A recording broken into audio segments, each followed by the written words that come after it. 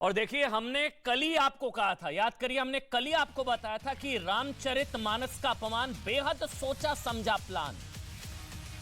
ऐसा नहीं अचानक से बयान दे दिया, ऐसा कुछ नहीं था। हमने कल ही आपको कहा था कि रामचरित पर सीरियल अटैक, रामचरितमानस पर सीरियल अटैक पूरी तरह से यह सुनियोजित था। कल ही हमने आपको कहा था कि रामचरितमानस को बहुत सोच समझकर नफरती ग्रंथ बताया गया।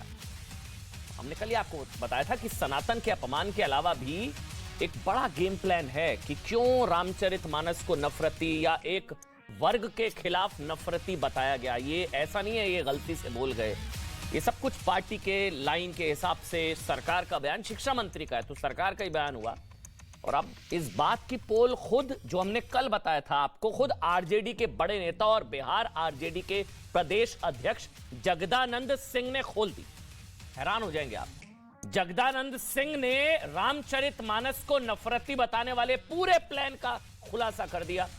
उन्होंने बता दिया, उन्होंने खुलासा कर दिया कि रामचरितमानस को नफरत फैलाने वाला ग्रंथ मंडल और कमंडल को लड़ाने की नीयत से किया गया था। बिल्कुल ठीक। कल तो नहीं समझ में आया, कल हमको लगा कि भाई पार्टी में कुछ लोग विरोध कर रहे हैं, ये गलती से दिया गया बयान होगा, जबान फिसल गई है। फिर उन्होंने कहा मैं अपने बयान पर अडिग हूं, व्यक्तिगत बयान हो सकता है। लेकिन जगदानंद जी तो पार्टी के प्रदेश अध्यक्ष हैं, उन्होंने बता दिया कि कमंडल के आगे मंडल को झुकने नहीं देंगे। चंद्रशेखर ने जो कहा बिल्कुल ठीक कहा, यही वो बंटवारा प्लान था जिसकी वजह से रामचरितमानस को एक वर्ग के प्रति नफरती ग्रंथ बताकर दरअसल हिंदुओं को तोड़ने की कोशिश की गई थी, जिसकी तस्दीक आज बिहार आरजेडी अध्यक्ष जगदानंद सिंह ने खुद ही कर दी, जो पहले ही श्री राम जन्मभूमि को नफरत की जमीन बता चुके हैं। ये दोनों बयान को सुनिए, समझिए, और जो कल हमने कहा था उसकी पुष्टि आज खुद आरजेडी के प्रदेश अध्यक्ष ने कर दिया कि मंडल कमंडल ये लड़ाने का प्रयास था कि कमंडल के आगे मंडल को झुकने नहीं देंगे, ये रामचरित बहाना, कमंडल निशाना। बयान सुना दीजिए दोनों के भाई। रामचरितमानस का क्यों प्रतिरोध हुआ, किस अंश का प्रतिरोध हुआ? अधम जात में विद्या पाए, भयहु जथा ही दूध पिलाए। यानी अधम मतलब होता है नीच। नीच जाति के लोगों को शिक्षा ग्रहण करने का अधिकार नहीं था, और उसमें कहा गया है कि नीच जाति के लोग शिक्षा ग्रहण करके जहरीला हो जाते हैं, जैसा कि सांप दूध पीने के बाद होता है। राष्ट्रीय जनता दल कमंडल के सामने कभी मंडल को हारने नहीं देगा। जो हमारी सामाजिक न्याय की धारा है, समाजवाद की धारा है, जो डॉक्टर राम मनोहर लोहिया से सीख हम लोग को मिली है, या स्वस्थ रहिए चंद्रशेखर जी। पूरी राष्ट्रीय जनता दल आपके कथन के साथ और कमंडलवादियों से लड़ने के लिए हम सभी समाजवादी तैयार हैं। आगे लड़ाई होगी, उसको लड़ा जाएगा। को नहीं समझ में आ रहा होगा, मंडल कमंडल में क्लियर कर देता हूं।